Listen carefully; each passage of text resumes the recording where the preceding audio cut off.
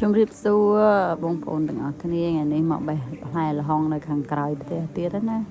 ព្រោះល្ហុងទុំបដារហូតបងប្អូនហើយនៅមានញ៉ាំរហូតនឹងផ្លែល្ហុងធម្មជាតិរបស់យើងផ្អែមឈ្ងុយណាបងប្អូនអើយដោយសារធម្មជាតិនៅខាងក្រោយផ្ទះខ្លួនឯងអូចា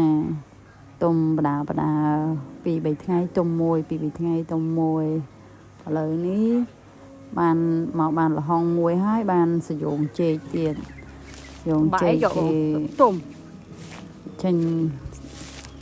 នេះអស់ទៅបងប្អូននៅសល់សយងចេកប៉ុណ្្នេះឯងយកមកទុកស្ងោរញ៉ាំងើជើងជ្រូកល្ហុងយើងល្ហុងជួយច្រើនណាស់បងប្អូនទាំងអស់គ្នាចាល្ហុងទុំជួយមិនទន់លាងមួកជួយយើងបត់ជើងស្រួល